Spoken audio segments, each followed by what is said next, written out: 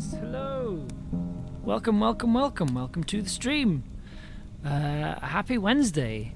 I have a bit of a sore throat today, as you can probably tell from my slightly croaky voice. But hello, welcome. Thank you so much for being here. Thank you so much for coming along. Thank you so much if you're watching on catch up. It's another Camlann stream.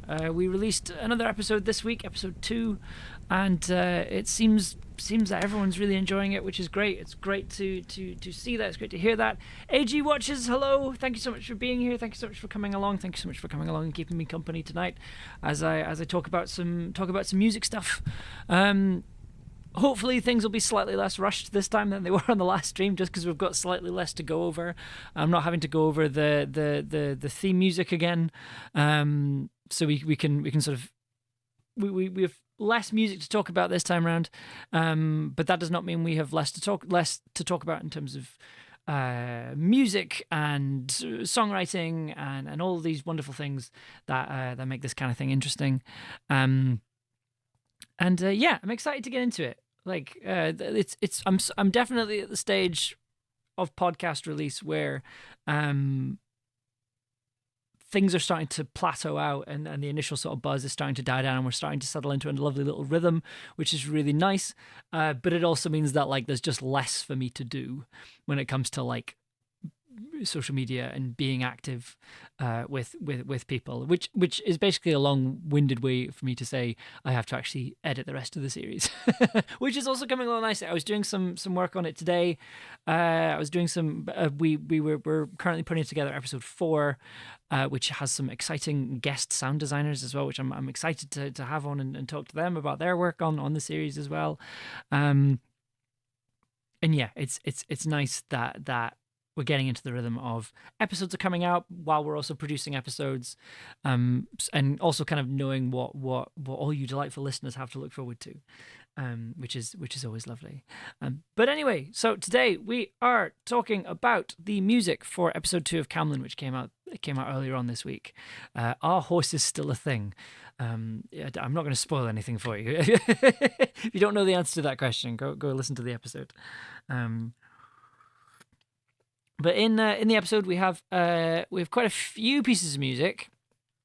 As with episode 1, we have our sort of campfire song over here.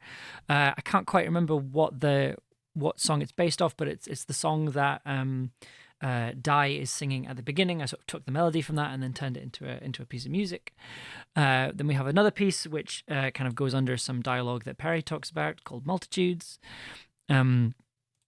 Well, we also have, this is kind of a new thing for this episode. It's also kind of a new thing for me, I guess. We have a monster theme. The monster in this episode has their own piece of music, which is really cool, and it's very atmospheric and very cool and quite fun. So hopefully, I'm looking forward to talking about that with some delightful sort of sounds as well. And then we have a piece called "Come Back," which is at the end of the episode. And I mentioned this on social media, but this is one of my favorite pieces from the series so far. I've used it in a couple of episodes already because it's really good. And also, I think if you're here because you have listened to some other stuff that I've made, like The Tower, you'll sort of recognize the music for Comeback. You'll kind of recognize where that comes from because it's quite familiar to some other pieces that I've made in the past. We also have more delightful violin from the fantastic Alessa Catterall, who did some violin, who's doing violin for us for the series. So I'll talk a little bit about that. I think we've only got it on. Oh no, 3 of the 4 tracks have Alessa on them, which is wonderful, and there's some really interesting violin stuff to talk about, which we'll get to later on in the stream.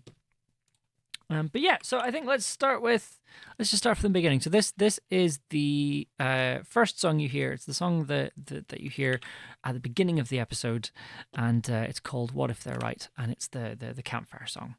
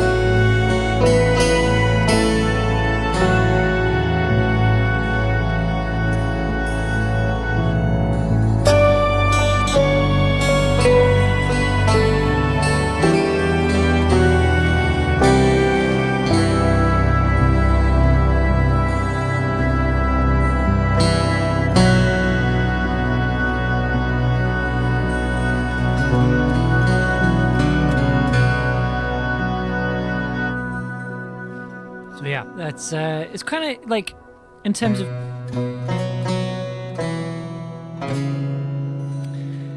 of its sort of timbre and its kind of instrumentation. It's quite similar to the A Story of Hope, which opened episode 1, and there is a sort of reason for that. Like they are the songs at the beginning of the episode are kind of meant to sound like a cohesive kind of a cohesive whole, right? They are meant to sound similar to each other, and they are all guitar led. That's kind of something I'm trying to do consistently with all of them. Is that each sort of starting piece of music will be guitar based, because the main theme is guitar led, and that's kind of something I wanted to carry through for the series. I talked a little about that in the last music stream, that I kind of want the soundtrack. The challenge for myself with this series is that the soundtrack be guitar led, and yeah, so two episodes in, we're kind of keeping consistent with it. So in terms of how the guitars were done, it's pretty much exactly the same as episode 1. I recorded an initial guitar part up here.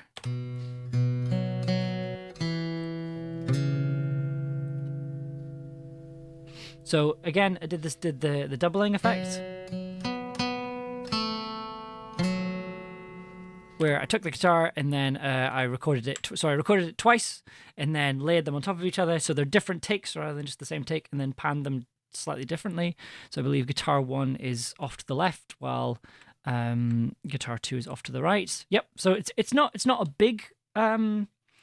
It's only 10% either way, but it just means you have a little bit of space in the stereo field when you play them both together. I think because this one. Then if you compare that to the second one, which is slightly more aggressive, and then you blend them together and you get this lovely... It's almost like a chorus effect, but not quite, which I really like. And I feel like much more than the first episode, you can kind of hear those like little variations in performance between the two takes.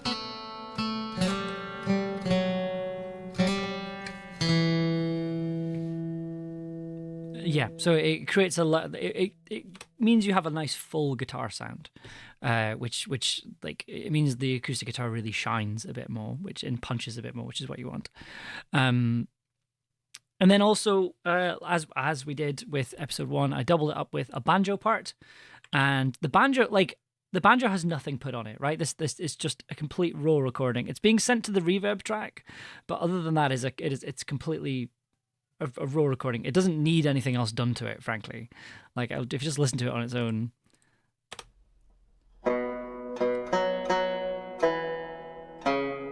So that's with the reverb. I'll turn the reverb off.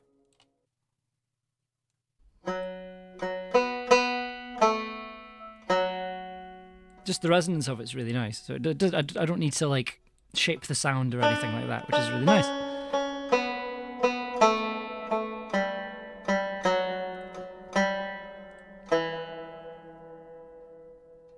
and again, when you run all these guitar tracks together, you do get this interesting effect where you get this interesting phase between the guitar and the banjo parts.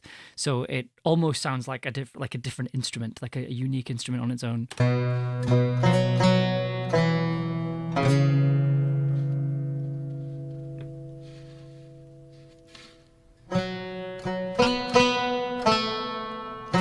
And again, you get those little phases, those little variations on things, which is...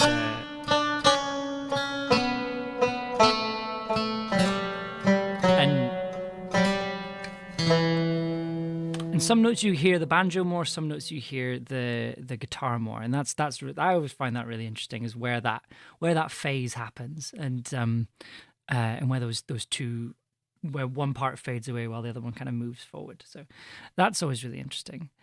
In terms of the other guitar parts, so there is another guitar part here, and basically I just copied the left channel and boosted it up an octave, so you get a sort of mandolin effect.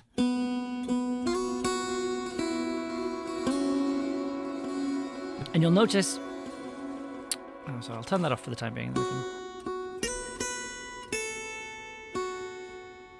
Because then also if we add those with the guitar parts...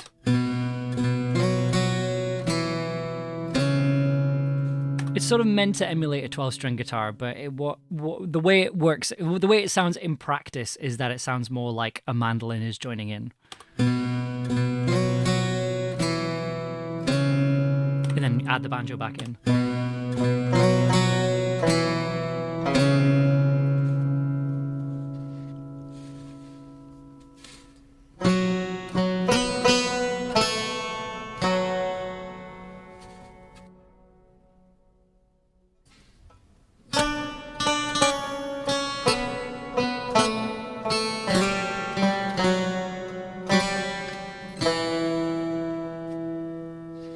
So it's a good sound. Like it's a sound that you're gonna hear a lot in Camlann, because I really like it.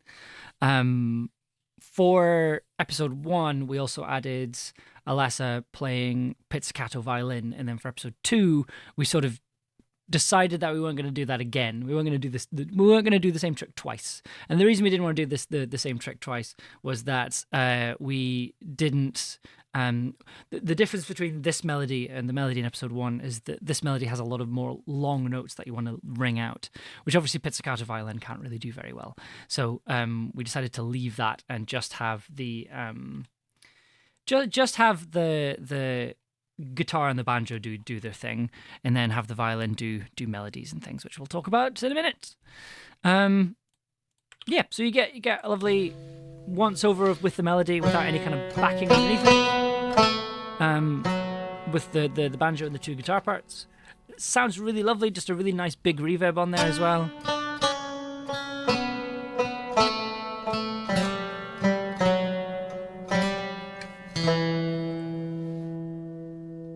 And in terms of like, there's quite a lot of noise in between the parts, which is me kind of moving around.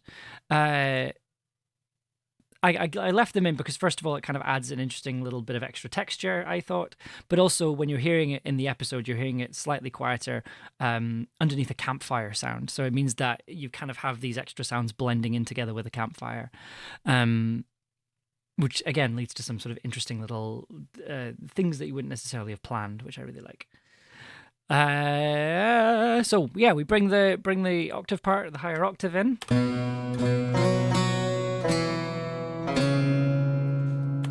And also we bring in the granulizer over here, which, if you aren't aware of what the granulizer does, what it does is it chops up an audio file into like tiny little pieces, and then adds delay to some of them, changes the pitch of some other ones, and you can sync it up with the tempo, which is what I've done here. It slows things down, it speeds them up, it bumps them up in pitch, it slows them down. And in this case, it's kind of adding a delay, and then also adding a bit of feedback, but then also changing the shape of the filter on each delay. So, which you can hear if I just have this track on its own. Well, look at this part. You can sort of hear that. There's little delays, there's little pitch shifted bits. And it's kind of randomizes each time as well, so you don't quite know what you're going to get.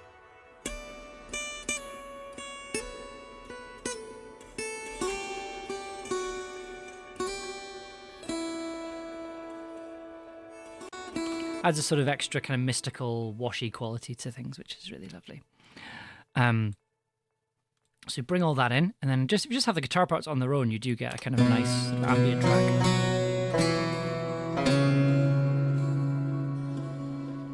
Quite dreamy, quite ethereal.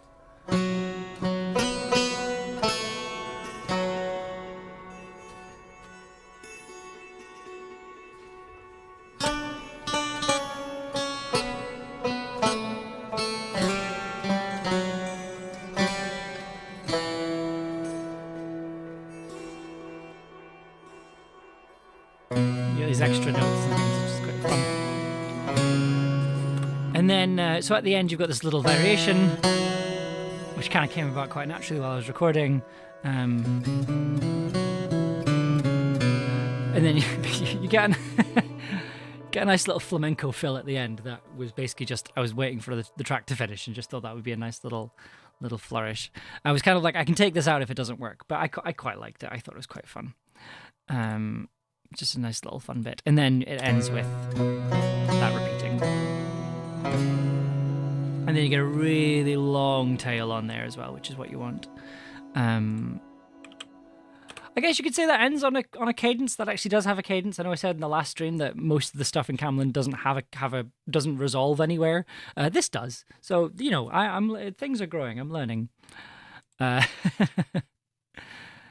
when we bring the rest of the ensemble in, the first thing we start off with is these two parts here. Well, first of all, let's go for the really simple thing first. We have our beautiful grandmother synth kicking ass as always. Oh, it's a really, really lovely bass. Fantastic, beautiful analog bass sound.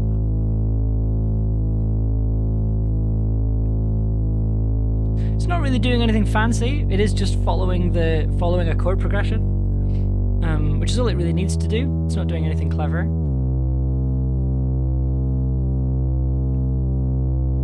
There is a slide on it. Like I have turned the glide function up, so it does have a bit more movement when it's doing these kind of big changes.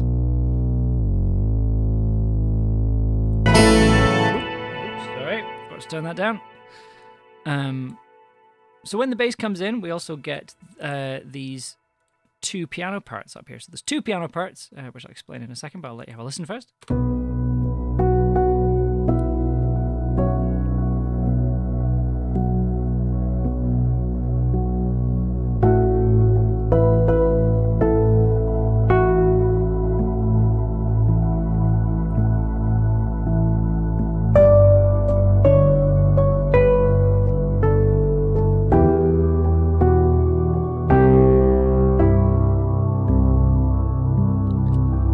So you'll notice that they're going through the granulizer again. They're going through the portal. That's what this track is going through the granulizer.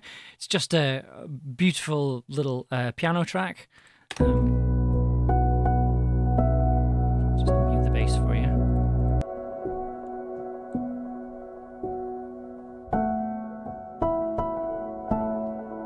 And just the left hand is just outlining the fifth, the root in the fifth. So.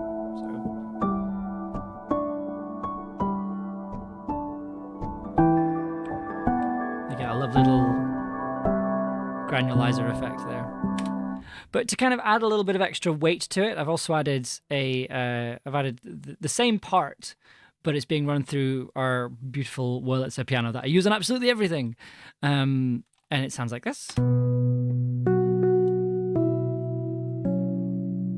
Just adds a bit more bassiness to the piano part, I think.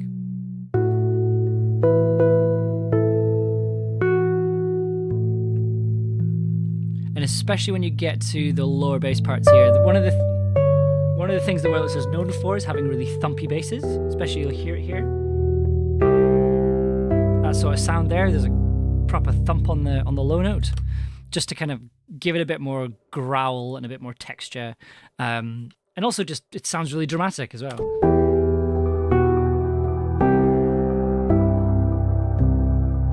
Especially if you add the bass in there as well.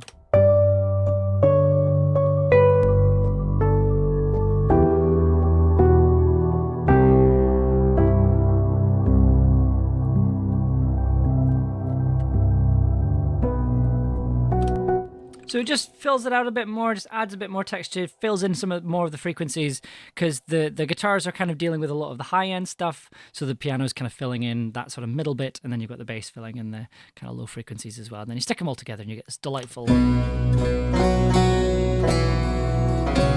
So it feels like you can hear everything, which is kind of what you're wanting in a situation like this.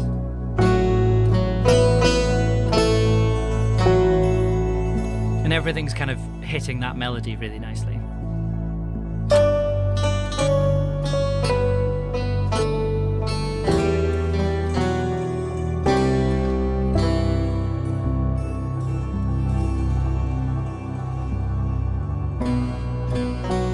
then it just repeats again while we add in the next part of the track. So, where are we going? We're over here now, aren't we? So the thing with using a granulizer in particular, so for this one I'm using Portal by Output. It's a really, really good plugin. I love it very much. I wish I knew how to use it, but I'm still figuring this one out. But like, I mostly use it for effects like this.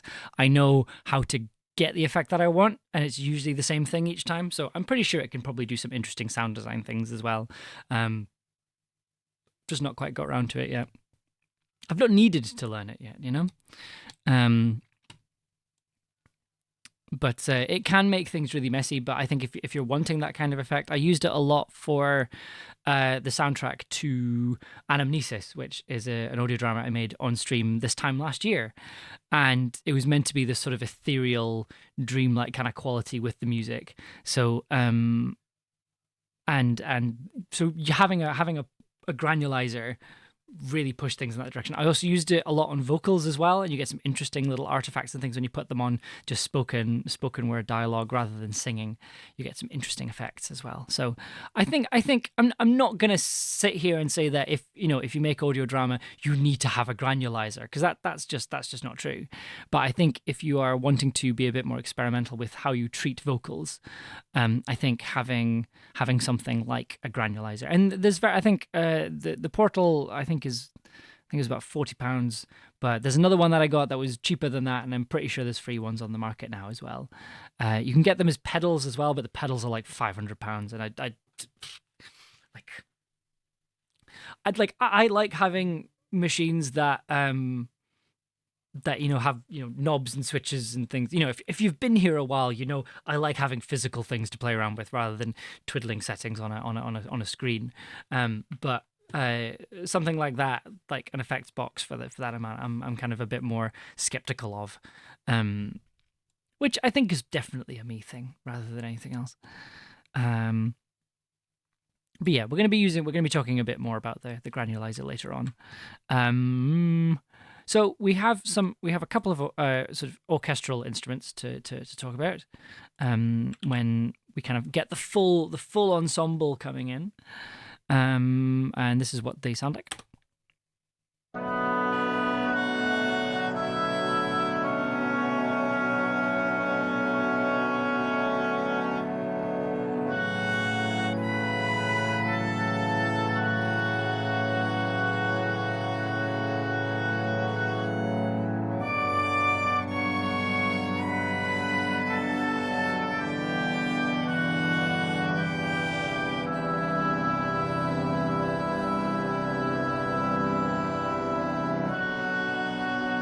So there's not much to these, but I think they're worth talking about. So let's start from the bottom and work our way up. So the kind of big one to talk about is this delightful instrument down here.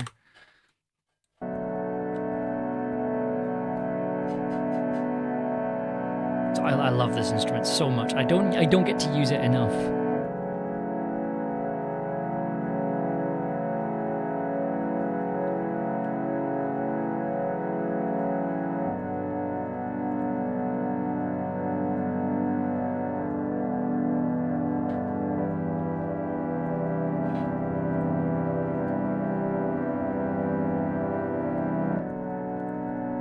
So this is a reed organ. Specifically, it's an SD reed organ. Reed organs are quite small, and you can kind of hear it. But basically, they're operated by you have your feet kind of pressing, like kind of pushing, alternately pushing on these two pedals, kind of like this, and then that pumps air into the organ, and that's how you get the sound. And it has a very particular, this lovely kind of particular sound that to me sounds really earthy and kind of wooden and quite heavy, which is definitely something I wanted for this. And it works really, like, it's one of those ones where if you're wanting like a pad instrument, it's a good one. Like, it'll either really work for you or it won't do anything. So like in this case, I just used it just to fill out some. I think I'm using seventh chords at this point. Yes, I am. Just filling in any frequencies that aren't being used. You can kind of see from the scope down here at the bottom, it's kind of taking up quite a big part of the stereo field. But it does also sound amazing as well, which I love.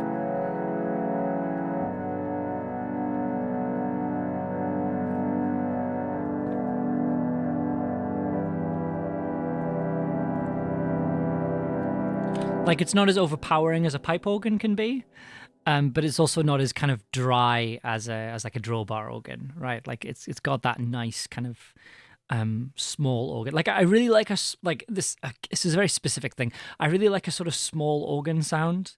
Like, it's sort of the sound I grew up with listening to my uncle play the organ when we went to visit him down in Newcastle, down in Durham, sorry.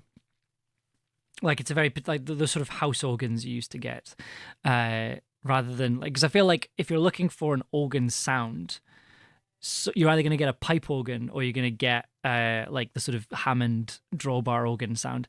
And I was like, I kind of want the thing in the middle, right?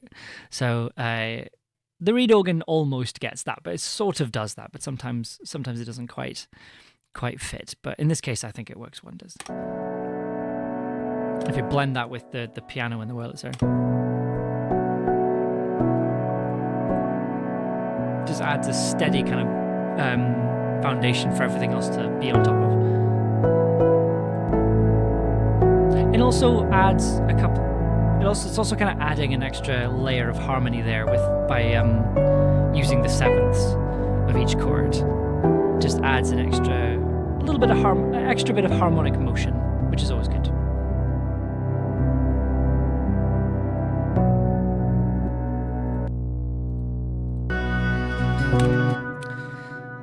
So in terms of the orchestral instruments that we have our oboe and a flute. They're playing the exact same part. Panned different directions. The oboe is panned right, the flute is panned left. Again, we did this in the first episode. Mysterious, hello! Good to have you here. We're about halfway through talking about the first piece in episode 2. Just going through our delightful orchestral instruments. So, again, like just kind of adding a bit of extra texture to all the other instruments playing the melody at the same time. It's a very sort of unison piece, right?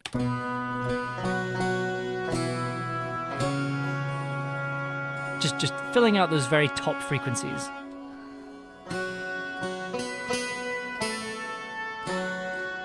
And again, they blend together in a really nice way.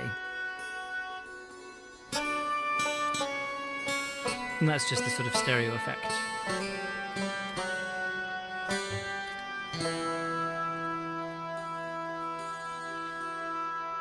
And then if you add the chord movement of the bass, the SD reed organ, and the piano, which is also playing the melody, it does kind of have a nice.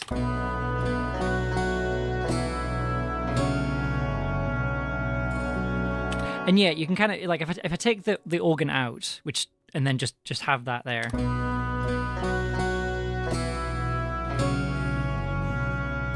And then you add the organ back in, which has is playing this, an extra seventh on top of the chords.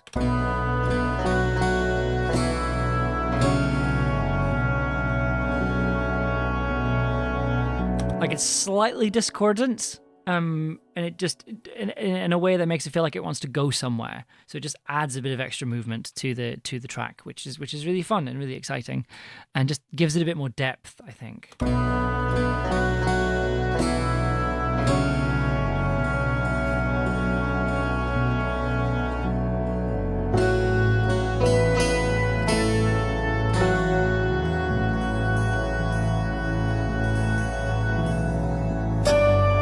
I don't think any of these are going to the granulizer. No, it's just the guitar and the piano, as we talked about earlier.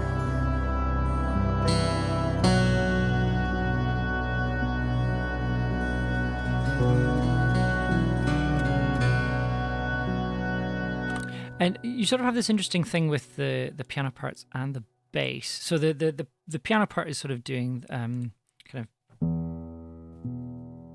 except I think it's in B minor, so it's going.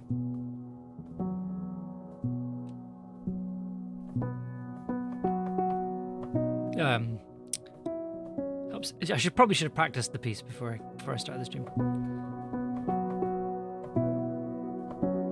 So left hand's just doing this, I think going down there.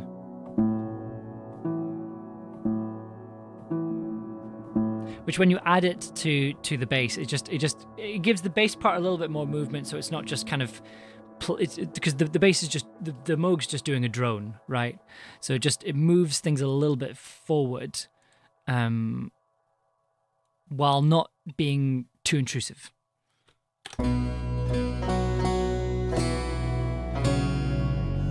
Because there's a lot of long notes, lots of sustained notes in this opening.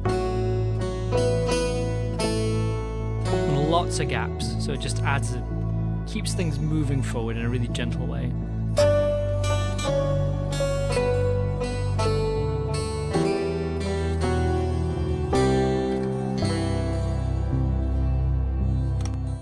Yeah, which is really lovely. What else do we have to talk about? Is it time to talk about the violin parts? It might be time to talk about. The violin parts. Yeah, I've talked about the organ. Yeah, so I did have violin and viola parts written for this. So originally these were in here.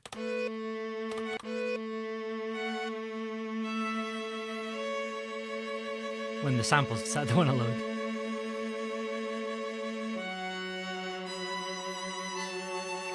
So the viola was adding an extra layer of harmony. But they are not in the final track because we have our wonderful violin player, Alessa Catterall, providing additional musical direction, and also fantastic string parts. So these are the string parts on their own that we recorded with Alessa.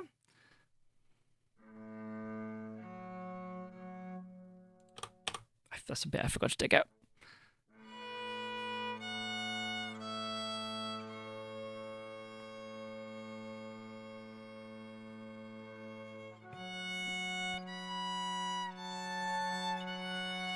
They're quite quiet in the mix in the end.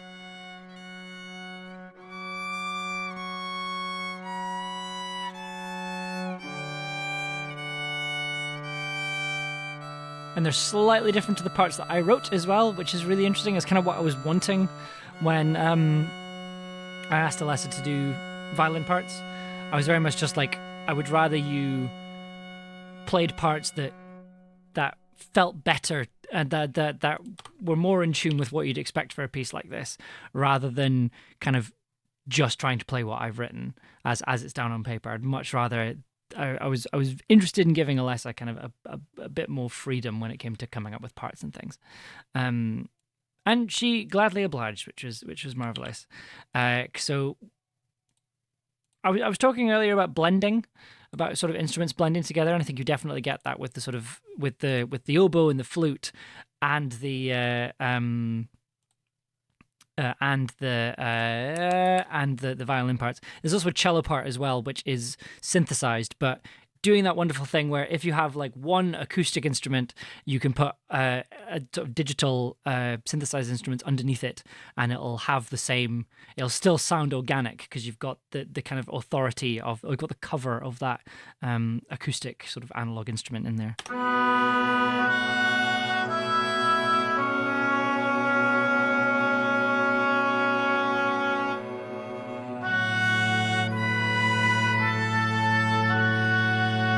Again, they sort of blend together, so sometimes you're hearing one more than the other.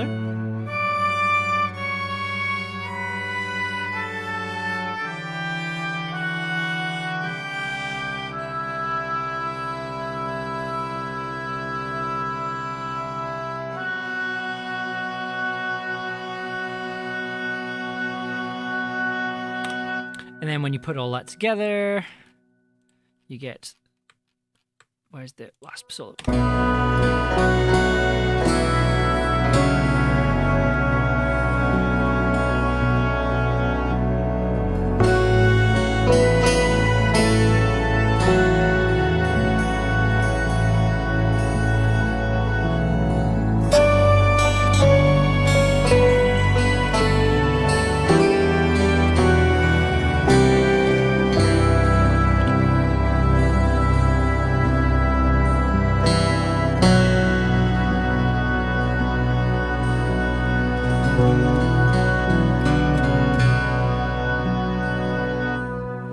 It has been really nice making these pieces. I feel like... So, to kind of talk a little bit more about the production process rather than just the music, the way the episodes have been kind of going at the moment is that I'll start an edit and I'll take an entire day to do the first scene, which is the campfire scene with the monologue. And then so I'll spend a day coming up with this piece of music specifically. And then the next 2 days will be dedicated to the rest of the episode. So in terms of like the piece of music that gets the most attention when it comes to each episode, it's the piece of music at the start of each episode. That's the bit there. That's the one that's had the most amount of attention, the most amount of care, and the most amount of time put into it specifically. And the reason you can tell that is that we're coming up to 10-2, so I've spent nearly an hour talking about this one piece, and there are still 3 pieces of music left. So we'll get on through that.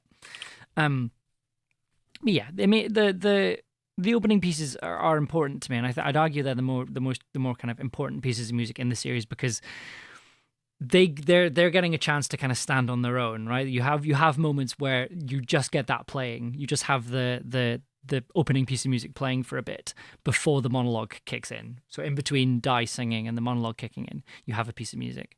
So I'm enjoying spending quite a bit of time on these kind of openings, and I think they're working. I hope they're working.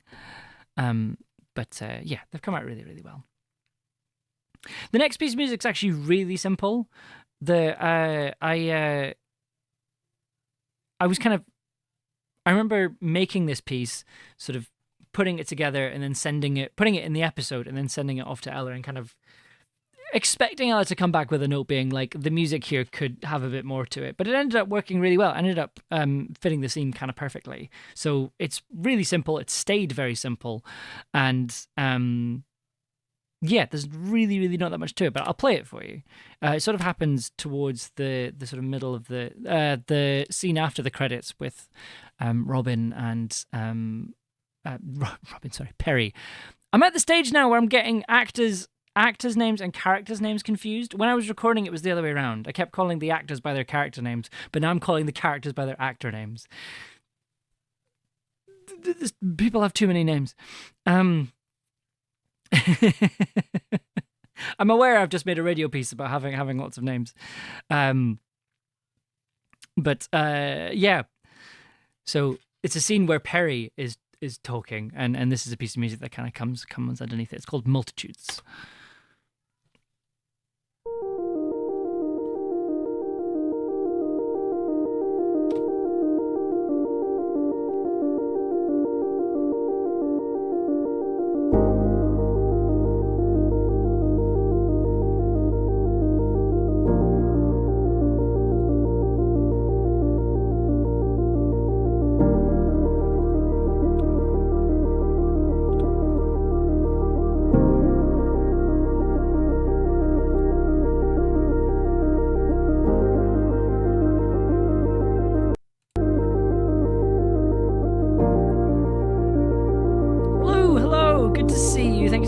coming.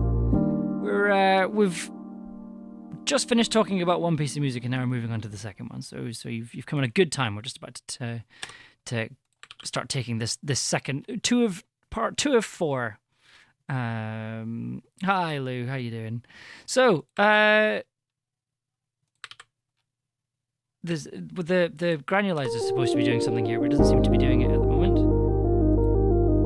Just turn it off and on.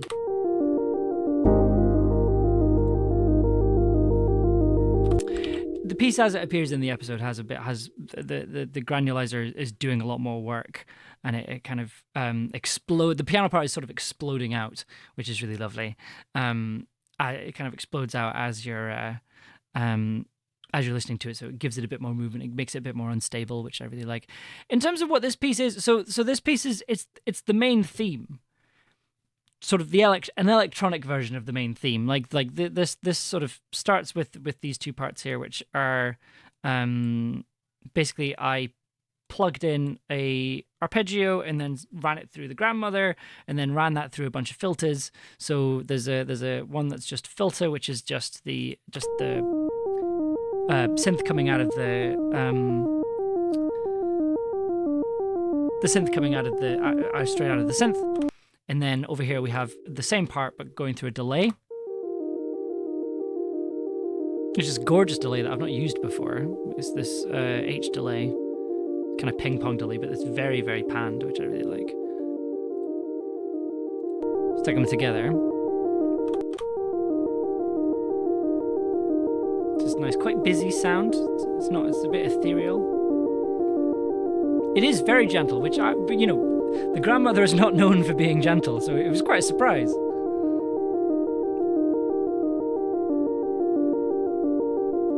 Because I think initially I tried doing it with the Sega bleps, which is kind of what I normally do for parts like this.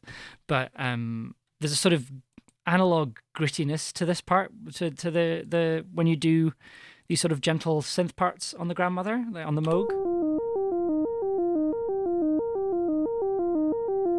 Like, it's not clean, it's like slightly grubby, which I really liked, and I kind of wanted that for this. Did I miss you doing the Welsh song of episode 2? Yes, that's all over here, which we talked about. But we've plenty more things to talk about. I can't remember the name of the Welsh song for this episode off the top of my head, sadly. Grandmother is not known for being gentle, especially when one has married the wrong person. Oh, you bet. So that forms the bulk of the piece. The synth part follows the chord structure of the main theme. So let's get there.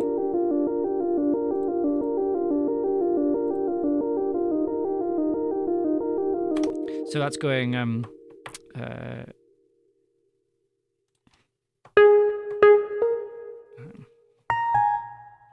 I'm just trying to remember the notes.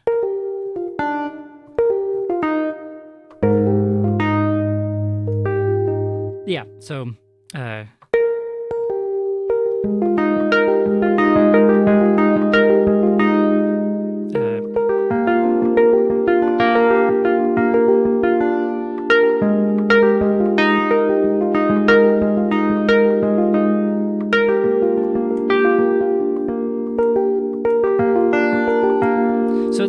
that's the chords there. But basically all I did there was I figured that out on the piano. That's the guitar part, and then turned it into a synth sequence. So it's going.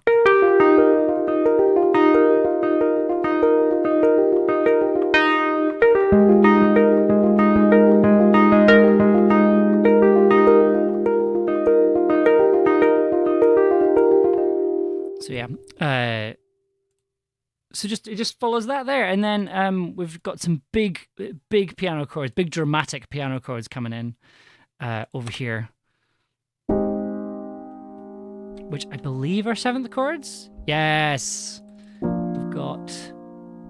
Are they 7th chords? That's a G. Oh yes, they are 7th chords. So this is a major 7th chord. So you get that slight tension. I love majors. Like, I joke about, the tower being, Amber discovers chord extensions, but oh boy, I love chord extensions so much. It adds so much, extra spiciness. And we'll absolutely be talking about chord extensions later, because there's a piece that is entirely dependent on chord extensions. And oh boy, I love it so much. So these are all seventh chords. Just add that extra note. It just adds a little bit of extra harmonic movement, a little bit of extra harmonic resonance. Especially that chord there, which I believe is a minor seventh. Is that our minor seventh chord? Yes, so that's a C minor seventh. So it's C, E flat, G, B flat. So regular C chord, regular C minor chord rather. I'll go up an octave. But then if you add the seventh, which is a B flat, there's a bit of tension, a little bit of tension in there. Wants to go places, right?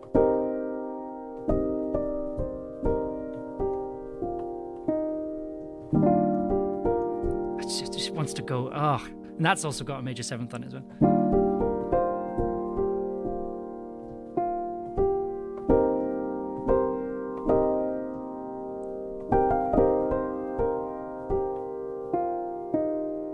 Where am I wanting to go? There's it. There it is. It was a B flat the whole time. Yeah. So if you're, because C minor chord, yeah, okay, you can do a lot with that. But just that little extra note, just adds a bit of ambiguity to it.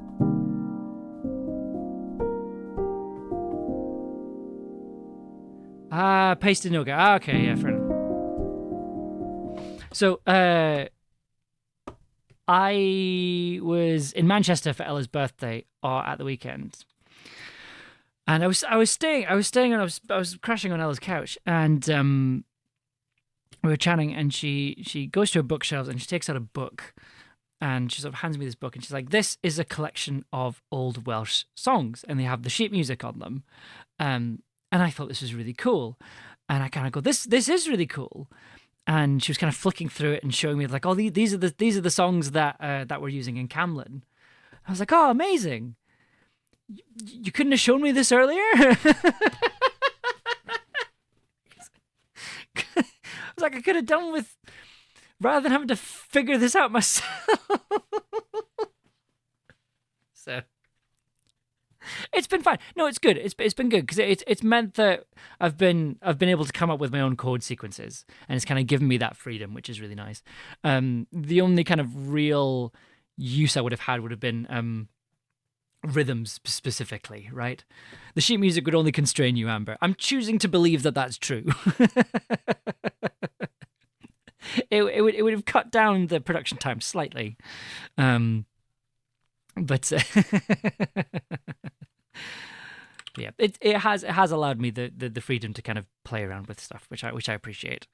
Somebody did ask me kind of like, how did it feel, playing with these old melodies, and I was kind of like, it was interesting and it was good, and a lot of them are melodies that are very different from the melodies that I would normally play around with, or when it comes to composing, which is really interesting. On the other hand, like, I'm coming at them like without not stripped of their context, but very much like I'm seeing it just in this context. I'm seeing it just as a melody, and then going from there. Like, there's been a couple of times where Ella has provided additional context, and that's been very helpful in terms of like genre, in terms of like what else the music is doing. But for the most part, I'm viewing it just as like, dots on a stave and then going from there. Except I'm not, because I didn't have the sheet music. Anyway, yeah, so we have our arpeggio, we have our big piano chords, and a delightful thick grandmother bass.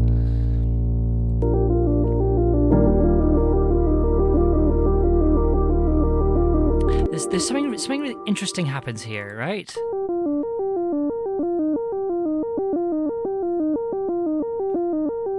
So the grandmother is a monosynth, so it can only play one note at a time. But clearly, when I've been making so you'll see if you look at the MIDI track here, you can see that there's like quite a lot of overlap between the notes. So it means that for quite a lot of times, the grandmother is trying to play two notes at once, and but the problem is it can only play one at the same time. So you get these weird little effects that I really, really love. Yeah, like right there. These kind of slurred notes.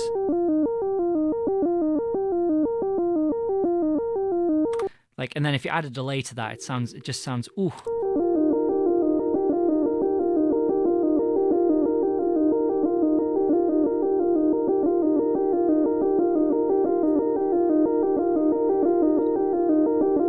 Oh God, why? Sorry, Nightbot appears to be being very keen with the timers today. Where's that happened?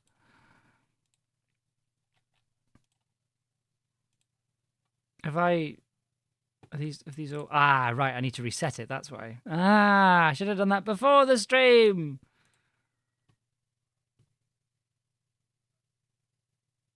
Yeah, okay, yeah, fair enough. Okay, sorry about that, everyone.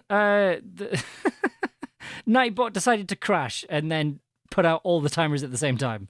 So sorry about that. I didn't purposely decide to do like a big link dump halfway through the stream. Nightbot is fine. Nightbot has had some rest and recuperation.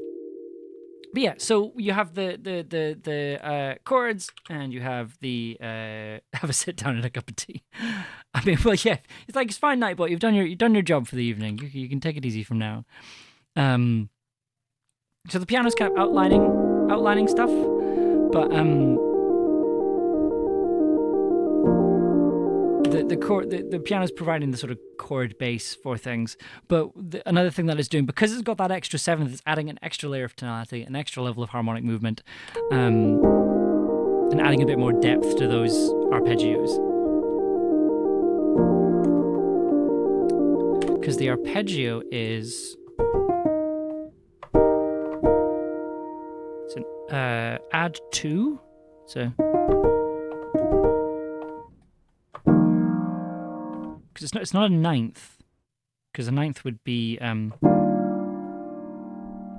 oh, it makes it a ninth. Oh, okay, I accidentally did a good composing, so accidentally did good music. So the it's a Steely Dan chord. It's a good chord, as it turns out. So you've got the arpeggio is playing this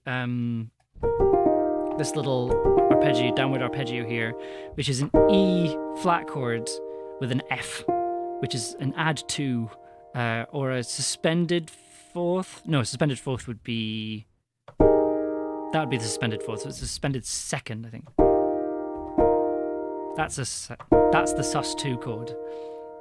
Also, hi Ollie. Sorry. Hi Ollie, thanks for coming.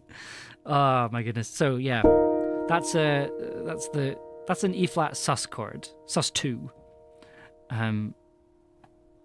So I believe it's an add 2, I think is the proper name for it. But then if you add the chord underneath it, which is the major 7th chord,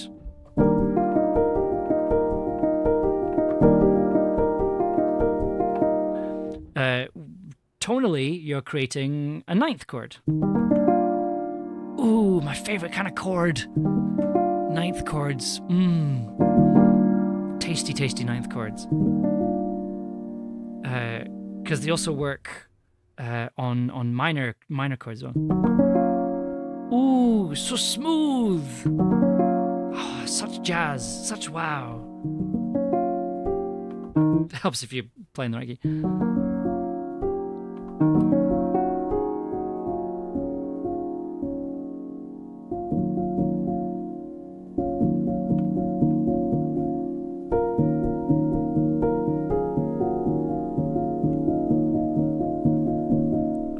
7th chord extensions. Just I love them very much. Lovely tonalities.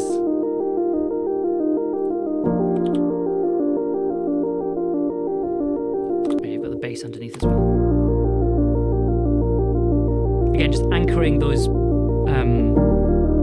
anchoring the extended chords. It's a good bass. It's a good bass. Good trusty grandmother.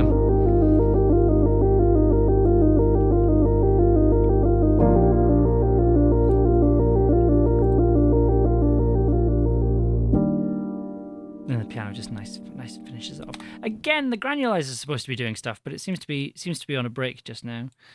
But if you listen to the piece in the episode, you can hear those kind of bouncy delays going off with the piano part specifically. And then tying the piece together, we also have our delightful massive synth, which is using a preset that I made for the Tower Part 2 that I used for this. It's in the main theme, and you can hear it here. Playing the melody that you hear in the main theme, just an octave lower.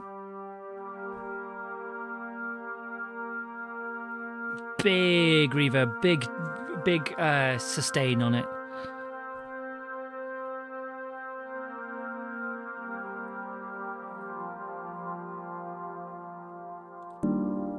Then you put that all together, you get this delightful, quite a short piece. It's only like a minute or so. And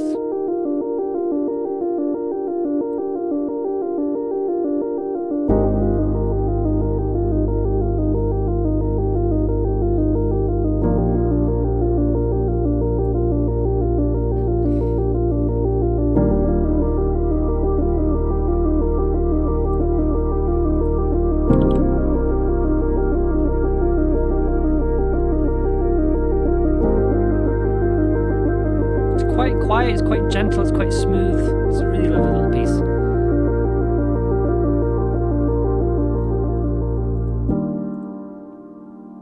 Just gently fades out as well, which is really lovely. And it resolves, it has a resolution. Episode 2 is the episode of resolutions and cadences, apparently. Yeah.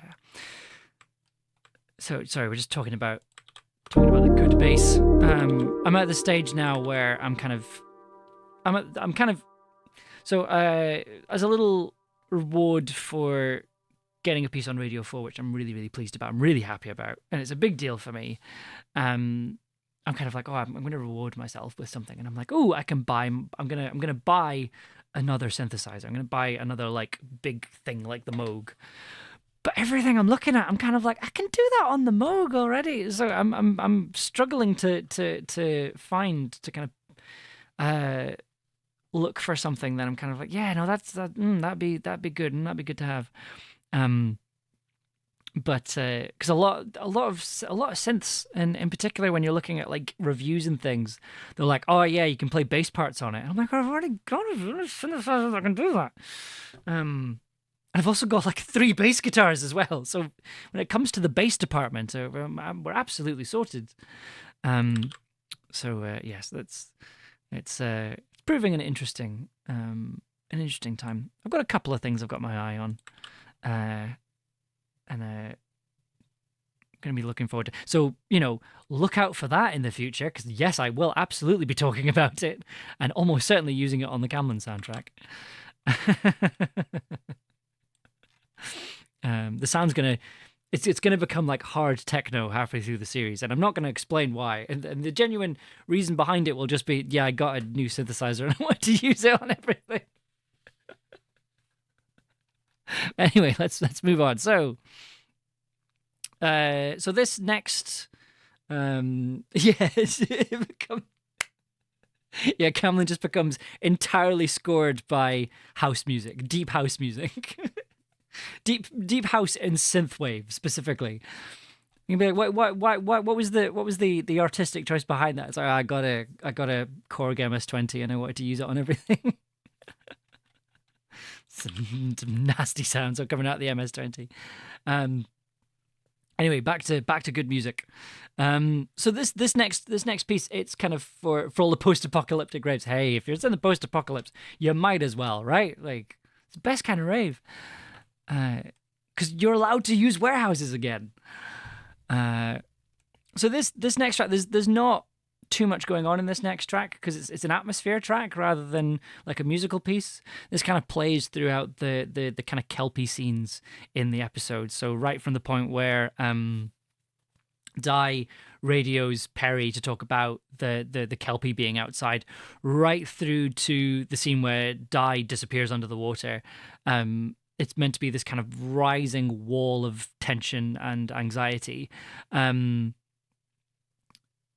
Like I didn't want to do like to kind of an interesting thing about episode 2 compared to episode 1, and I'll talk about this a bit more next week when we open up the project file, is that episode 1's quite swashbuckling, I think, in terms of like what happened. You know, they're running away from the giant pig, and it's, you know, they're in danger, but like the music's quite full on, and it's quite bouncy, and it's quite fun and quite epic, and the episode kind of follows that. Whereas with episode 2 is meant to be a lot more serious, and it's like, oh no, these characters are in actual peril and they are in actual danger, and bad things will happen to them. And that's kind of, so I wanted to reflect that in the music, and that's kind of where this piece came from. It's kind of the complete opposite from the pig chase piece in episode 1, with the what I call the cowboy violin and the sort of really fast plucked guitar parts and the drum parts and things, and the opposite of that. So you just get, it's a very atmospheric track. There's lots of really long notes, so I'm probably going to talk over this while we're playing it, just to kind of explain things. And also because it was for a quite long scene, there's a lots of bits where it's not really changing. And it's a lot of fun. It sounds like a lot of fun.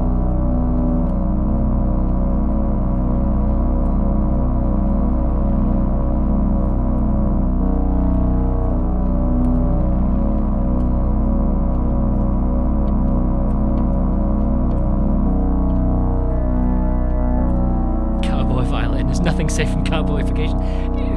It's not the technical name. It's the name that I gave to it because I couldn't think of the proper musical term for it.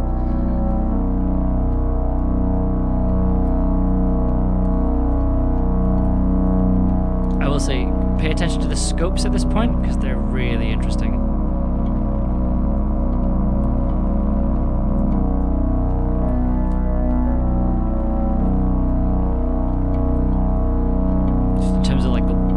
Of sound here.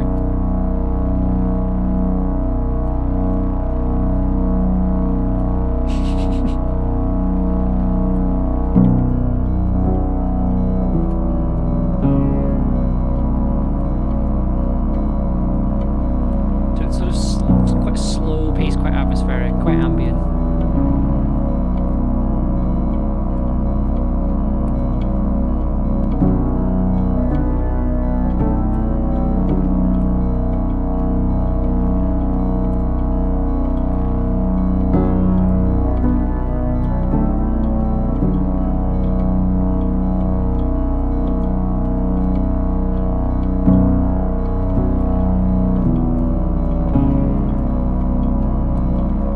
Again, you can sort of hear it taking from the opening piece.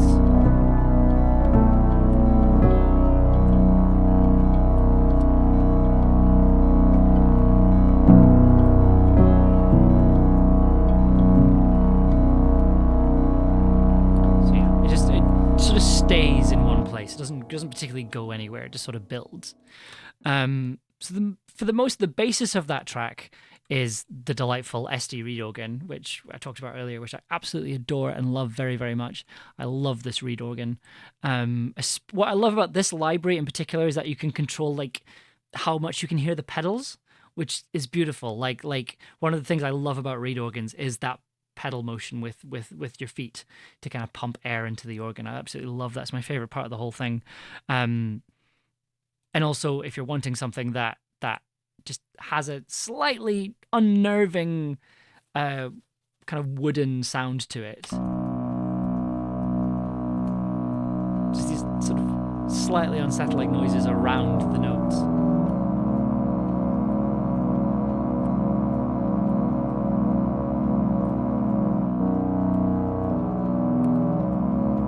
also like I put all the boosters on just to make these notes loud, and pulled out the stops that made everything quite wide in terms of its harmonic content. Sound quite growly and aggressive, which I really like. And then underneath that you have, of course, what else but the Moog doing a really low bass part, very subby bass part.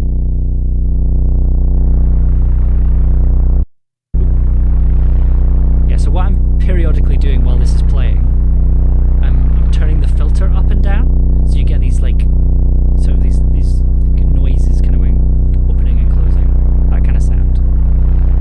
It's just me turning the filter up and then turning it down again. Because there's a white noise track on here as well, which is where those sounds are coming from.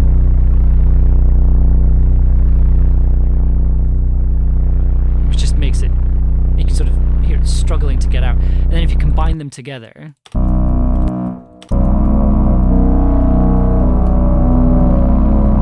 combined with the pedal noises, it's quite disconcerting to listen to.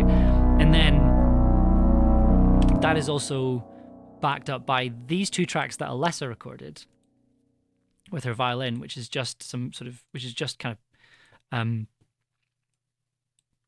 pizzicato picking.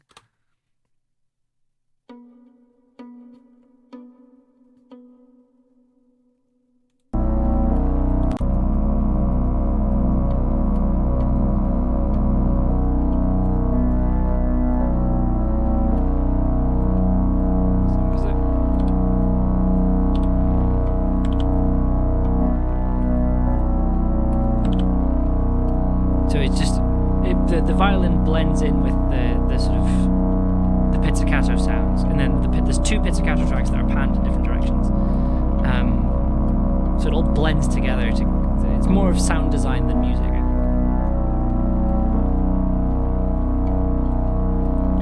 And then as the scene builds, we get the piano and the Wurlitzer coming in again. Again, what the Wurlitzer is doing, the Wurlitzer is adding a sort of bassier element to the piano. So this is the piano part on its own.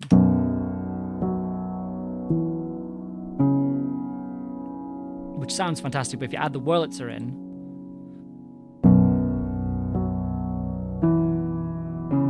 just fills in that bottom, that the bottom a little bit more.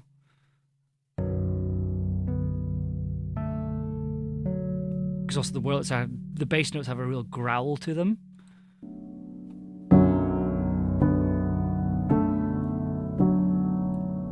And then very quietly in the mix you have these bells.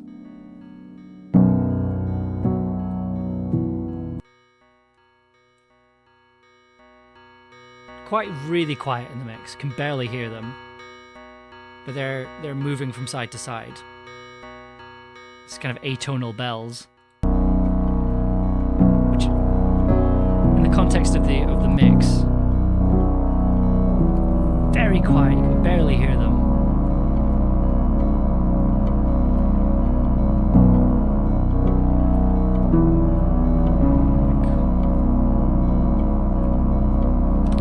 It's all there to kind of build as part of the scene.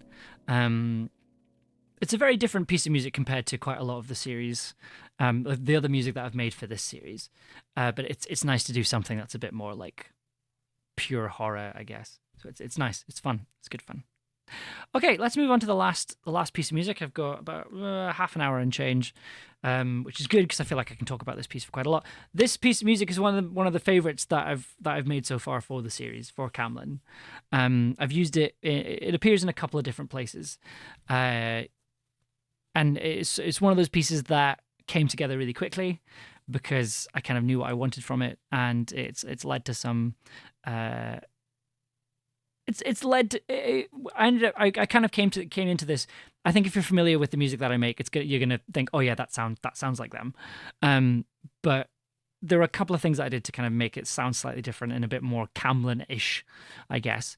But it ended up taking a while to figure out what configuration of instruments that I wanted to use for this track.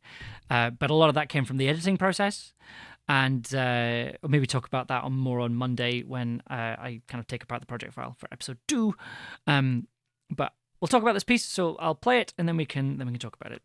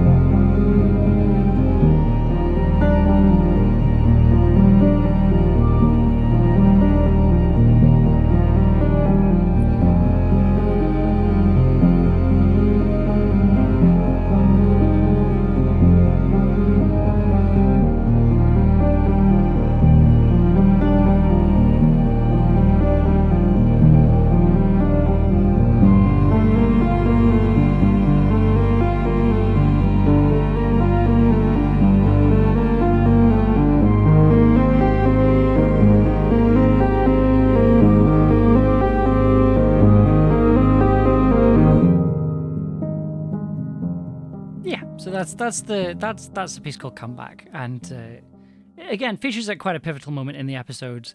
Again, like it was a moment where I could either go very much in one direction, because it's a scene of peril, to not spoil it, but I very much wanted to go for something that was a bit I mean, just like literally, just as AG Watches has just said, like I love how it's a tad unsettling, but at the same time soothing. Like have this idea of peril, but also like have a little bit of hope in there as well. Like that sense of like this could go really badly, but it could also work out okay.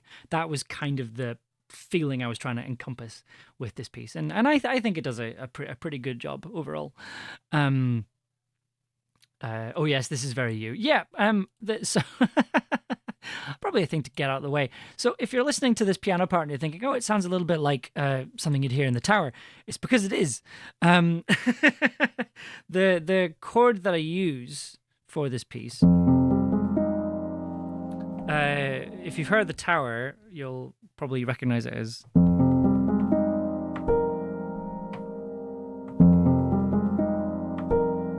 So it's a kind of chord that I used, that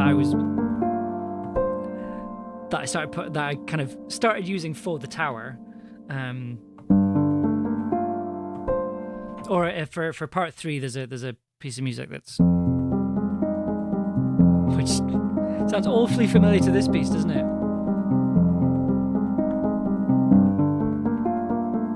Except it's played on a slightly different instrument, so it doesn't count. But yeah, so I have an A minor to G minor problem. We all have our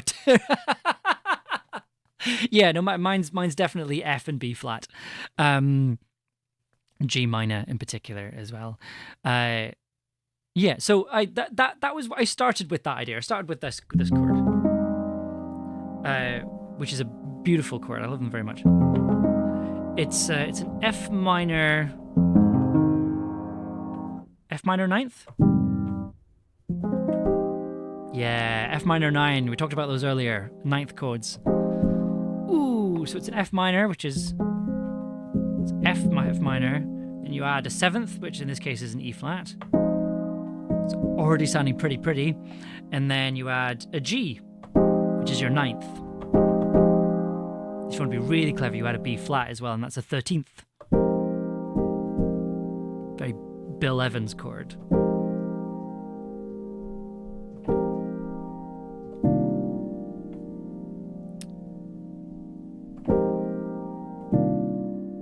Lovely two-handed chords, but rather than kind of just playing it as an arpeggio, which would be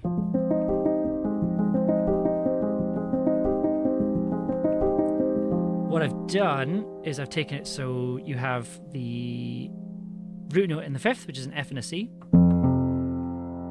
And then you hit the ninth, so G, and then G sharp, and then your seventh. So it's sort of spreading it out across the whole keyboard rather than having it all kind of clumped together.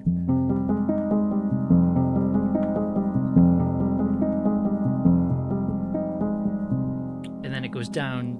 So it does the same thing again, except with an E flat.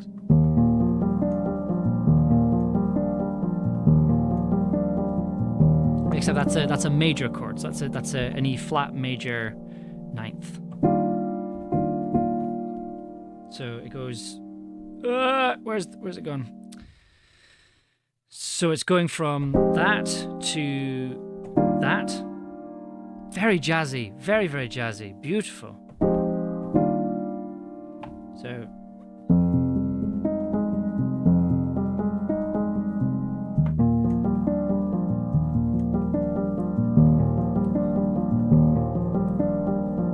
and then you get the same thing but with G minor.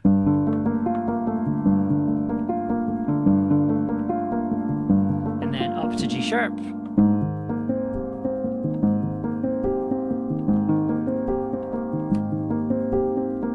And that's it. So it's the same chord shape. It's just it's a minor 13th, sorry, a minor ninth, and then a major ninth, and then a minor ninth, and then a major ninth. Just goes between the two. Those are the only two chord shapes, and just exploded across the keyboard rather than kind of all played together. It's a really simple trick. It's a really simple chord. Like, I feel like there is so much music you can get from just finding one chord that you really, really like, and then playing around with major and minor and things. Like, there's a piece in the Tower where I was like, well, what happens if I play, like an open fifth chord on one hand, but then play on the right hand, play like the same chord, but like two, like a full step up.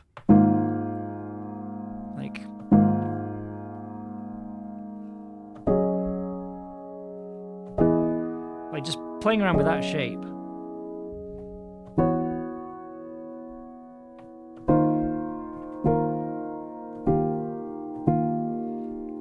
That's just me. That's just me moving down chromatically.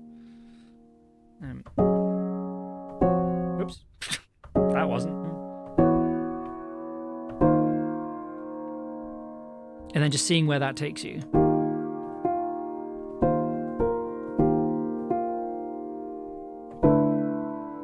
Just does interesting. Yeah. I think it's an interesting thing to practice. Play like it's an interesting way to learn new composing tricks. Like, as I said earlier, the Tower is basically Amber discovers extended chords. But like, and I do mean that. Like every time I go to work with the Tower, I'm like, okay, well, what chord did I use a lot the last time? What's the next logical step? Like if for the first series I used a lot of ninths, so I was like, well, let's maybe play around with 13ths this time, which would be. Yeah, like that kind of chord. Is there anything we can do with that? So yeah, it's like when I find a chord I really like, I'm like, I'm gonna put this in everything. And that's where this piece started. So you get 4 bars and then it repeats, but with the 4 bar repetition, we bring in a Wurlitzer.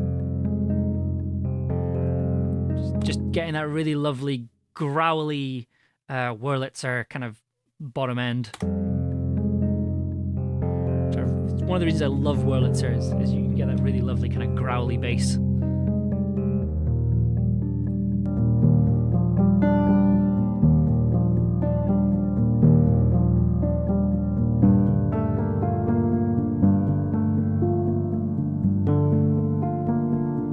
And I like how the velocity's not uniform either. That was kind of a nice accident. Another thing I added, and it, again, kind of happened by accident. So the way I recorded the Moog parts for all of the tracks for this one. You'll notice there's a muted track down here, and what I did was I would record the parts on the piano, quantize it, fix it all in MIDI, and then send that MIDI to the grandmother recording backend. I've done it a few times on stream. It's a really good trick if you're wanting really uniform synth parts that are kind of timed specifically, and it plays exactly what you want it to play, and also you can edit it before you fire it through. But basically, I moved the MIDI on here to this track by accident, hit play, and then it started coming out through the grandmother, and I thought that actually sounds pretty good. So I ended up was like, well, let's record that, and then I got this.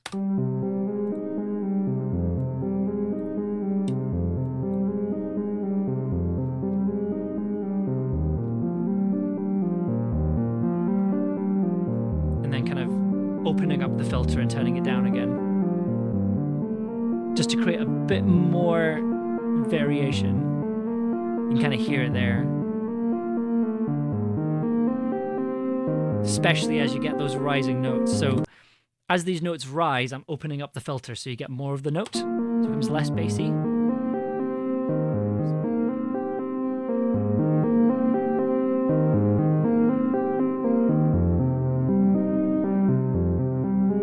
And then you get these interesting little variations just with notes clipping over the top of each other. Because then if you add those things together,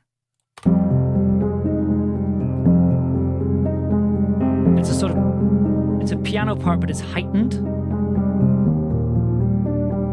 Again, blending instruments together, which is kind of the vibe for Camlann.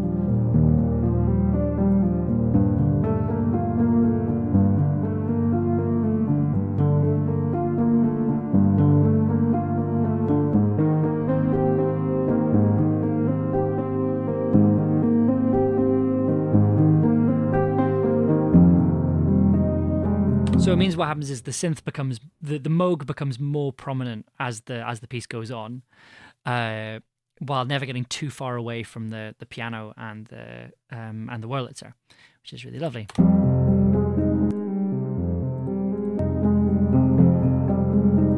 So that plays really nicely, and then the whole thing repeats again, but this time we add in extra instruments.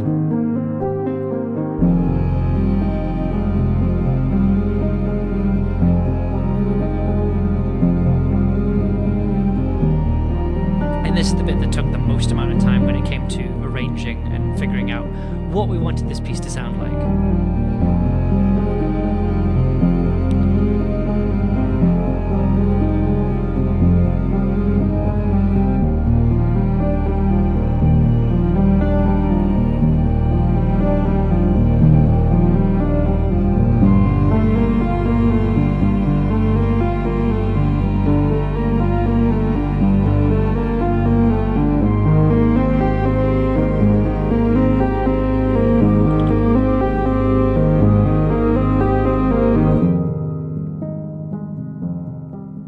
So this piece went through a couple of different versions. I might actually see if I can pull them up into here. Let's have a look.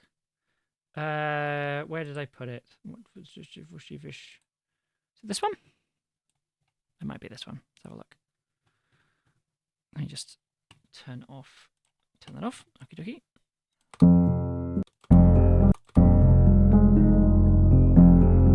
Yeah, so initially this was just the piano and the Wurlitzer. So this is the first version of it. I'm trying to remember if so it never went anywhere, it just stayed this quite minimal.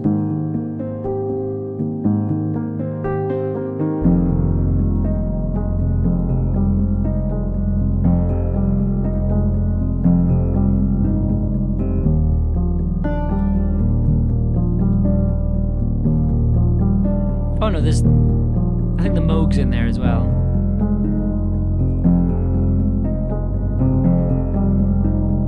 Yeah, so it was just these two parts and the Moog, and that was it. And the Moog is being quite subtle here. Not that one. The Moog bass down here. It's quite heavily filtered. It's kind of just there to add that sub layer to the bottom end. And then you get these interesting little variations just with notes clipping over the top of each other. So it means what happens is the synth becomes the Moog becomes more prominent as the piano and the Wurlitzer, which is really lovely. does have a bit more of a part this time around. Is this the other one? Ah, yes, this is what I was looking for. So this was the second version of it, and this version has full strings. So it's got violin, it's got oboe, flute, violin, viola, cello.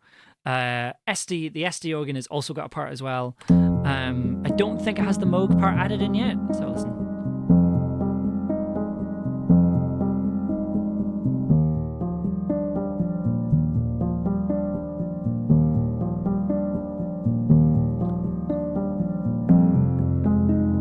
No, so there's no Moog here. That's still just piano and Wurlitzer.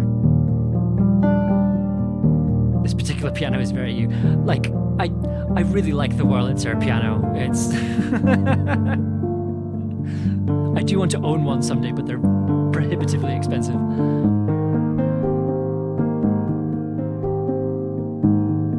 So this is what the second half initially sounded like.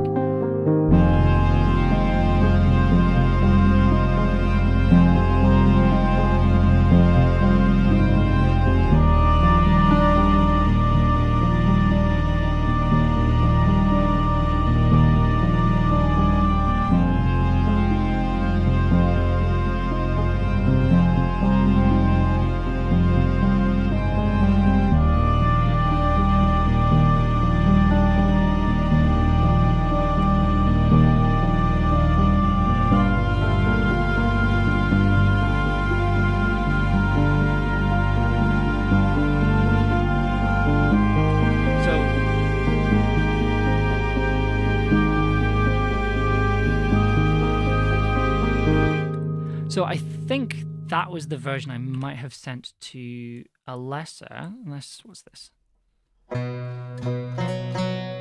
Oh, shush. Sorry, no, this was the version I sent.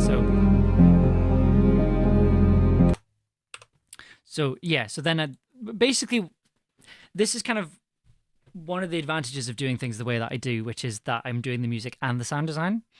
It meant I could have the project file open. I could put the music directly into the project file, listen to the scene and go, that doesn't work. And then try and figure out why that didn't work. And the reason why that big, really orchestrated version didn't work is that it was too leading. Like it kind of, it was too much for the scene. Like I don't want to play the scene because I'll need to open the project file and my computer will explode. But basically you've got a lot going on, right? And it's quite emotional, but adding those strings in there, it was too much. It was getting in the way. So it meant really like letting the piano part do the majority of the talking, letting the piano arpeggio do the movement, do the motion, and kind of letting the orchestration be a supporting role rather than kind of coming in over the top and filling it out and being dramatic. It was really dialing back the drama and keeping it quite minimal, which I think was a really good thing to do. And then also adding this extra synth part just to give it a slight, like, I think for pieces like this, and I think this is slightly more on the sort of out there music theories that I have.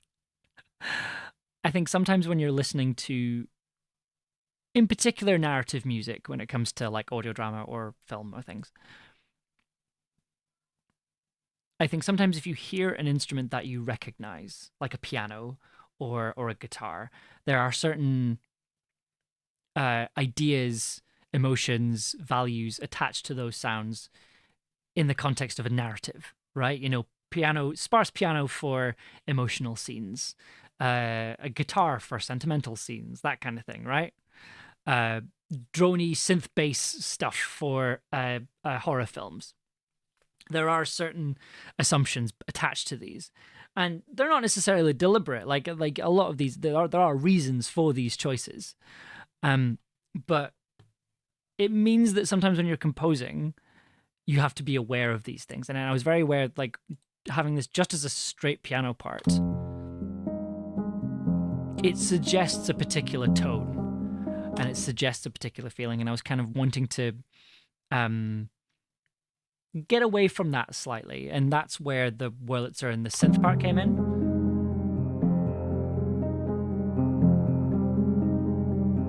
Like the synth part gives it a different quality that you're, as a listener, you're not really expecting, which I think is really good. And also we've just gone through a scene where synths have been used to kind of create atmosphere and kind of create a slightly more kind of horror and tension and suspense.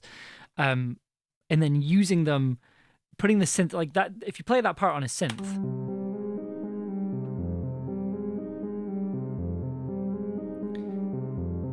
it has a different quality, it has a different sort of tone to it than the piano part on its own, where you've got the bass notes ringing out and the notes are all sustaining and going over the top of each other. So it creates a bit more ambiguity, which is what I was going for.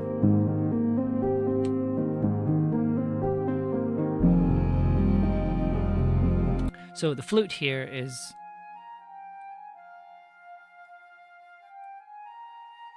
adding like a little counter melody to the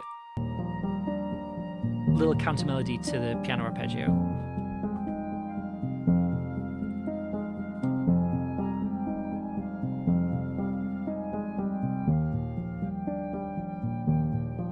It's mostly following the chord movements.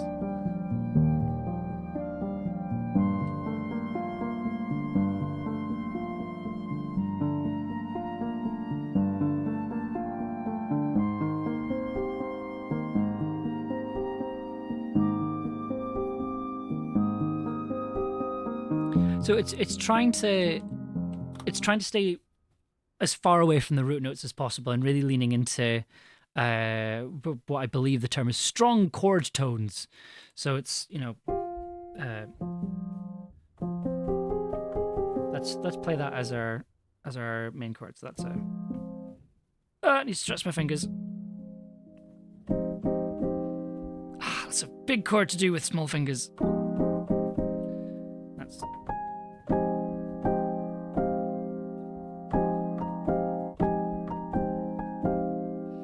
So that's starting on the third and working its way back down to F, which is the root, but it's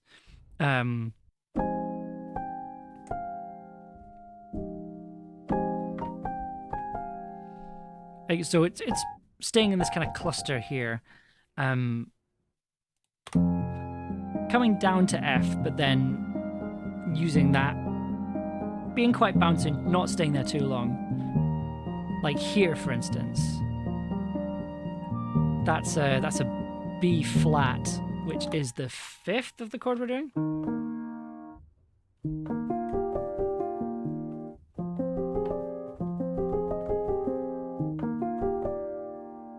And then we're here.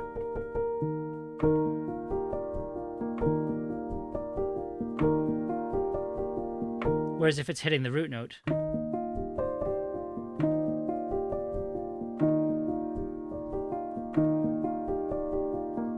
back to the B flat.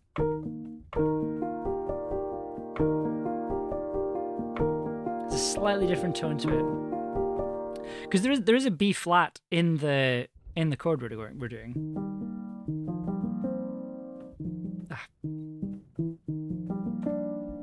There's a B flat chord hidden in there, so it plays around with where the tonal center of the chord is. And then you get these sort of repeated little patterns here.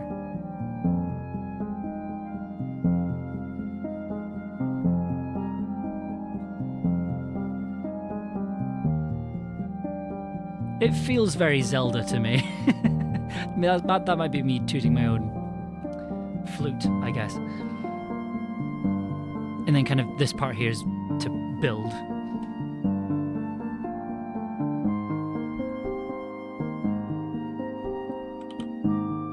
See, I did originally have this doubled up on the violin, but again, it felt like too much.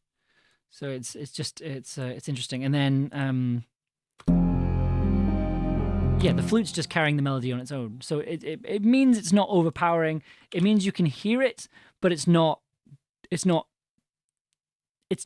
taking over from the piano. It's there to kind of complement it, which is kind of what I was trying to do here.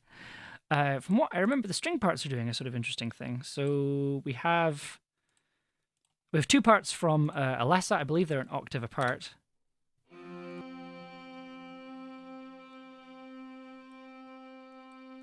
Oh, no. Okay. Oh, I know what I did. Yeah. So we took 2. We recorded it. I mean, we recorded it loads of times. Recorded it 5 times. Recorded it 10 times rather. And then panned them. Kind of did the guitar trick again. Just did it with, just did it with a violin instead. Me trying to play Rachmaninoff. Yeah, I can't. It is unfair that Rachmaninoff was like, yeah, just play this piece of music. It's like, oh, dude, you have massive hands. How is anyone supposed to play this? Yeah, I can't. I've just, ugh. When I started playing bass and playing at gigs and things, a lot of people would say, oh, it's weird that you're playing bass because you've got tiny hands. Which, if anything, is just a rude thing to say to people. I'm trying to remember if these are the same part or if we added a variation.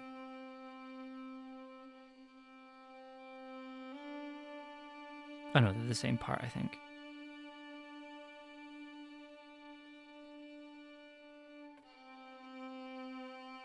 Gonna listen to the whole thing just in case I'm wrong.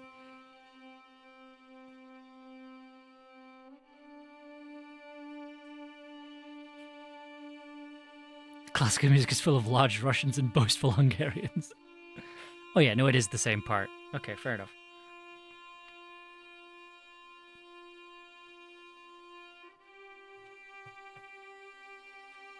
I'm trying to remember what the part was. I remember that I was trying to do something interesting with the string parts here, and I'm trying to remember what it was.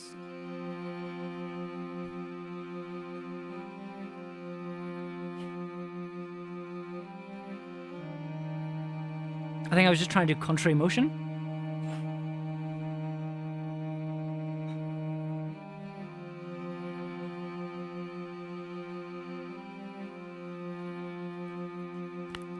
Lists of...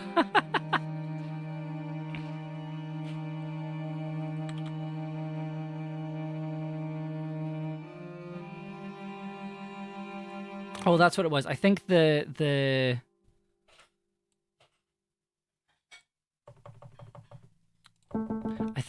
viol is doing sevenths, I think. Because I know the...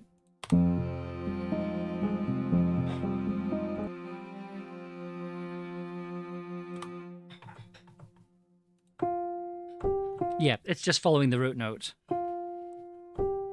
It's kind of the cello and the moog are kind of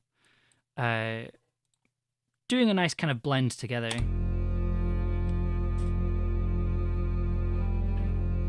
But the cello's not just doing single notes; it is having a little bit of a variation that the bass sometimes follows, but sometimes doesn't.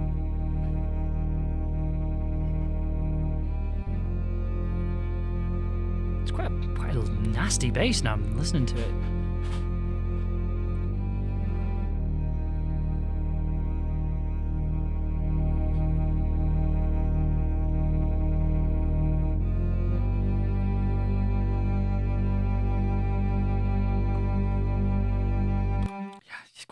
Nasty sounding bass. What are you doing?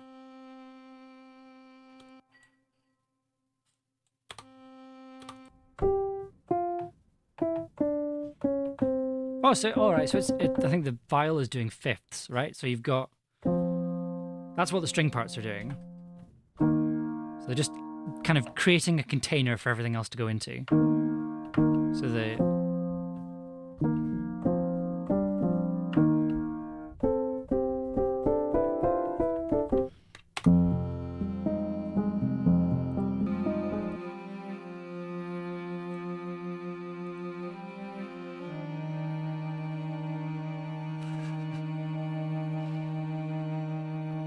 Call them fifth chords as guitarists.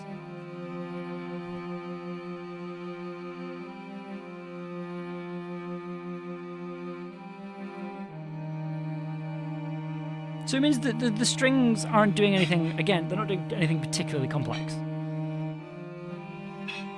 Just adding in a little bit of extra tension and a little bit of extra harmony.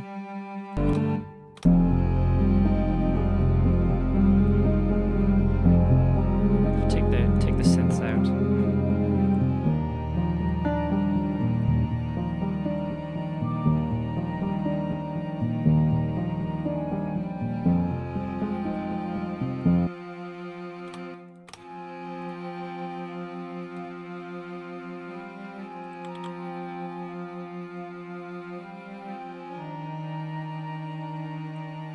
So it also means that, like, when the flute is doing long notes, they're different from what the other instruments are doing. So it creates more harmonies.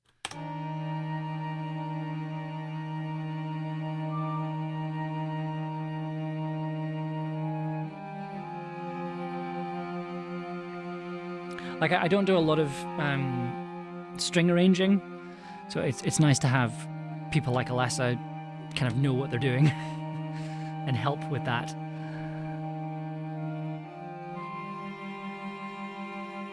But then also kind of being able to do things like this, where it's experiment with it, play around with things. Even just these, like, even that lovely little simple harmony there. Just gradually building and building, and then it cuts. So it's good. Like it's one of these pieces, like, it's been quite nice having time to figure this stuff out with Camlann. Is kind of like I'm because the project is so big, I'm having to dedicate a lot of time to it, and that is also including the music as well. And, like, as much as the episodes are kind of longer than what I would normally be working on, just by the nature of what the stories are, just the way the stories flow and the way the scenes are kind of arranged, like, and not a lot of it needs that much music. So it means that the points where it means we can be really deliberate about where music is. You know, like, it's not something like The Tower where the music kind of comes first, and then we sort of build the narrative around that. And the performances are kind of we edit the performances to fit the music. Doing it this way is really interesting because we're kind of doing it the other way around. I say we're doing it the other way around. We're doing it the normal way, where the music is there to support the narrative, and it means we can use music to really kind of hit home with the audience. Like, this is an important point in the story. This is an important point in the episode, and I liked it, but that can be bad in its own way, because it means that the music has the potential to be leading, which is kind of what you want to avoid, because that's kind of what film music is supposed to do. But in audio, it's different. In audio, you don't want to do what you do in film music, because with film music you have to be really obvious all the time. Whereas, you know, I think audio drama, when it comes to music, needs to be a bit more subtle and a bit more it's slightly less heavy-handed, I guess. Which means you can play around with lovely chord extensions like this.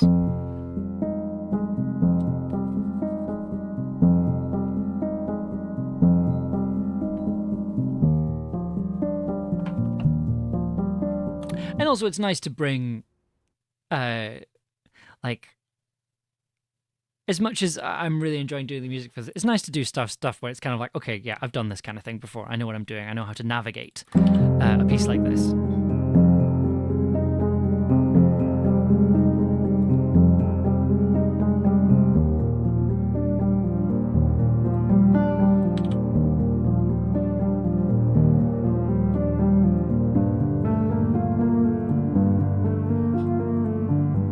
Is there a reason you've stopped working?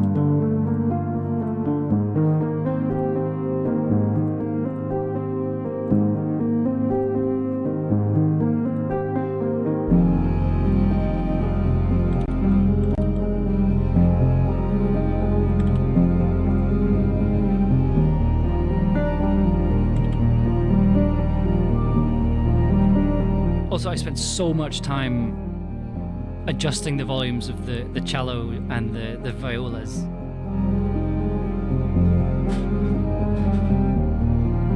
just to get that balance right. I'm still not happy with it. I'm still very much at the stage where I'm like, maybe it needs a bit more viola, a bit more cello.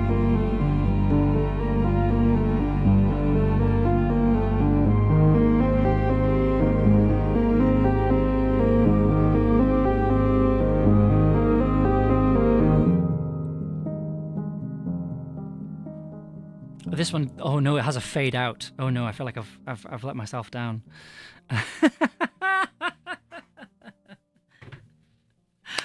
Okay, that is us coming up to 10 o'clock. So we're finishing bang on time tonight, a rare feat. Thank you so much for coming along tonight. Thank you so much. No shame in a fade out. I tried to, things should end is my general policy when it comes to music. You're very welcome for the tunes. We'll be back on Monday, opening up the project file for episode 2. We're going to be talking about wet horses and how to make them. We're going to be talking about... So I did some really interesting things for episode 2, one of which involved a very old video camera and recording my speakers with an old video camera and then using that audio to make a scene, to put a scene together. So if that sounds like your jam, then you're going to want to be there. But thank you so much for coming along. I hope you enjoy the rest of your week. I hope you have a fantastic rest of your Wednesday, however long that may be. And we will hopefully catch you here next week, same time, 8 p.m. UK, 3 p.m. Eastern. And we'll be doing more Camlann stuff. But in the meantime, I hope you have a fantastic week, and I will hopefully see you soon. Good night.